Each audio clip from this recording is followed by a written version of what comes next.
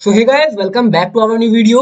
Guys, आज की video में हम लोग बात करने वाले हैं कूलम्ब्स लॉ के बारे में। ठीक है भाई, तो इसका जो स्केलर फॉर्म है आज की वीडियो में डिस्कस करेंगे कि क्या इसकी स्टेटमेंट है, कैसे इसका जो है हम लोग डेरिवेशन करते हैं, पूरी बात आज की वीडियो में करेंगे। आप लोग को पता है कूलम्ब्स लॉ की दो फॉर्म होती है, पहली हमारी स्केलर होती है और दूसरी हमारी कौन सी फॉर्म होती है? दूसरी हमारी होती है वेक्टर फॉर्म।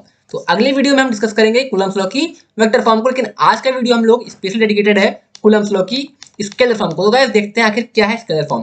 पहले बात करते हैं हम लोग इसकी स्टेटमेंट की, किसकी? इसकी कूलम्ब्स लॉ की स्टेटमेंट की। ठीक है, स्टेटमेंट की। सो गाइस पहले मैं आप लोग को ओरली समझाता हूं। देखिए, मान लीजिए हमारे पास दो चार्ज है, ठीक है ना। मान लीजिए हमारे पास दो चार्ज है, एक ये है और एक ये है।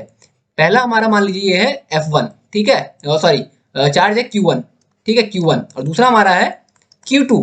और इनके बीच के मान लीजिए जो डिस्टेंस है ये, इसको हम लोग मान लेते हैं R, इसको हम लोग मान लेते हैं R। ठीक है, ये मैं डायग्राम आप लोग को फॉर एग्जांपल बता रहा हूँ। ठीक है, अब जो अकॉर्डिंग टू कूलम्ब्स लॉ जो फोर्स ऑफ अट्रैक्शन होगी ना इनके बीच, जो फोर्स ऑफ अट्रैक्शन होगी और रिपल्शन होगी इन दोनों चार्जेस के बीच, हो सकता है फोर्स ऑफ अट्रैक्शन, हो सकता है फोर्स ऑफ रिपल्शन हो, तो जो भी होगी वो जो होगी वो होगी डायरेक्टली प्रोपोर्शनल टू Q1 और Q2 का जो मैग्नीट्यूड है, जो हमारे चार्ज हैं दो, दोनों का जो मैग्नीट्यूड है Q1 और Q2 डायरेक्टली प्रोपोर्शनल होगी इनके, और जो इनवर्सली प्रोपोर्शनल होगी वो होगी इनके जो बीच की डिस्टेंस है R, इसके रेशियो के इनवर्सली प्रोपोर्शनल हो जाएगी। ठीक है, ठीक है, इनवर्सली प्रोपोर्शनल मींस अपॉन में आर हमारा डिनोमिनेटर में जाएगा और डायरेक्टली प्रोपोर्शनल में Q1 Q2 हमारा ऊपर रहेगा। तो ये एक तरह से इसका आधार है, इसी पे हमारा कूलम्ब्स लॉ पूरा डिपेंड है। अब आगे गाइस बात करते हैं कि इसकी स्टेटमेंट क्या है, पूरा इसको आप लोग कैसे अगर एग्जाम में आता है तो कैसे क्या लिख के आएंगे कि आप लोग को पूरे नंबर मिले। डायग्राम आप लोग ये बना लीजिएगा जो मैंने आपको दिखाया। ठीक है, Q1 Q2, उसके बाद बीच की डिस्टेंस थी। और अब गाइस आगे बात करते हैं हम लोग इसमें इसकी स्टेटमेंट क्या है। तो मैं स्टेटमेंट आप लोग को बोल देता हूं, आप लोग स्टेटमेंट लिख लीजिएगा। ठीक है, इट स्टेट्स दैट, वीडियो आप लोग पॉज करके बार बार लिख लीजिएगा। ठीक है, स्टेटमेंट आपको बता रहा हूं मैं। It states that the force of attraction, it states that the force of attraction or repulsion between two charges is directly proportional to the product of magnitude of both charges, and inversely proportional to the square of separation between both charges। मैंने आप लोग को अभी बताया कि जो ये हमारी फोर्स होती है ये डायरेक्टली प्रोपोर्शनल होती है product of magnitude of both charges. ठीक है, product of magnitude of both charges यानी Q1 Q2, and it is inversely proportional to the square of separation between them, means Q1 Q2 upon R square। F is directly proportional to Q1 Q2 upon R square।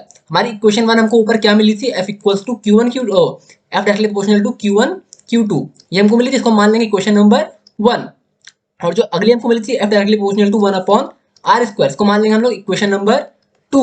उसके बाद यहाँ पे लिखेंगे from 1 and 2, F directly proportional to Q1 Q2 upon R square. यहाँ तक समझ में आया सबको?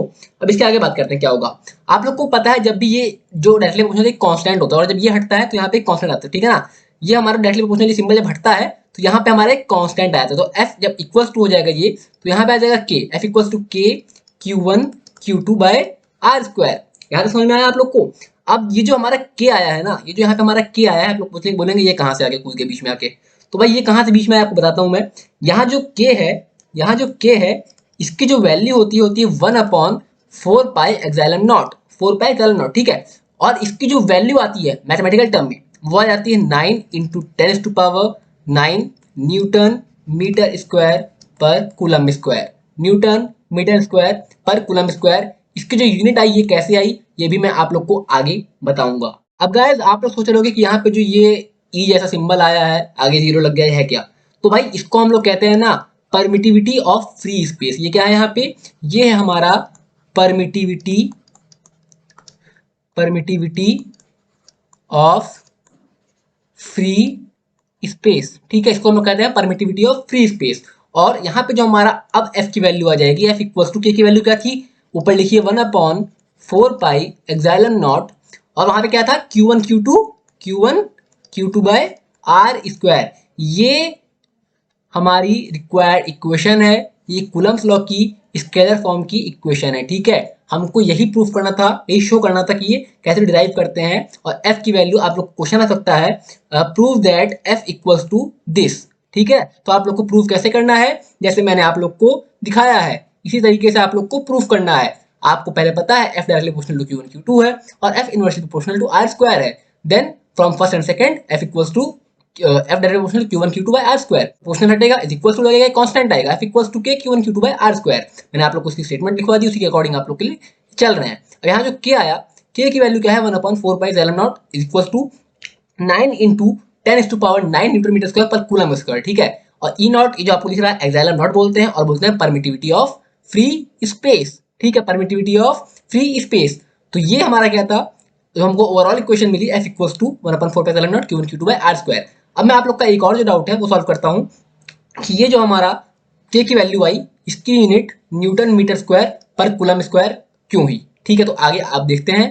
देखिए गाइस, हमको क्या मिला यहाँ पे, हमको क्या मिला f equals to 1/4 pi epsilon naught q1 q2 by r square, हमको ये मिला, ठीक है।